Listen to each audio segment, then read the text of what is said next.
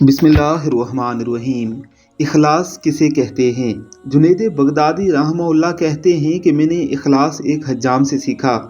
میرے استاد نے کہا کہ تمہارے بال بہت بڑھ گئے ہیں، اب کٹوا کے آنا۔ جیب میں پیسے کوئی نہیں تھے۔ حجام کی دکان کے سامنے پہنچا تو وہ گاہکوں کے بال کاٹ رہا تھا۔ انہوں نے عرض کی، چاچا اللہ کے نام پہ بال کاٹ دو گے؟ یہ سنتے ہی حجام نے گاہک کو سائڈ پر کیا اور کہنے لگا، پیسوں کے لیے تو روز کاٹتا ہوں، اللہ کے لیے آج کوئی آیا ہے۔ اب ان کا سر چوم کر کرسی پر بٹھایا، روتے جاتے اور بال کاٹتے جاتے۔ حضرت جنید بغدادی نے سوچا کہ زندگی میں جب کبھی پیسے ہوئے تو ان کو ضرور کچھ دوں گا۔ عرصہ گزر گیا، یہ بڑے صوفی بزرگ بن گئے۔ ایک دن ملنے کے لیے گئے، واقعہ یاد دلایا اور کچھ رقم پیش کی تو حجام کہنے لگا، جنید تو اتنا بڑا صوفی ہو گیا ہے، تجھے اتنا نہیں پتا چلا کہ جو کام اللہ کے لیے کیا جائے اس کا بدلہ مخلوق سے نہیں لیتے۔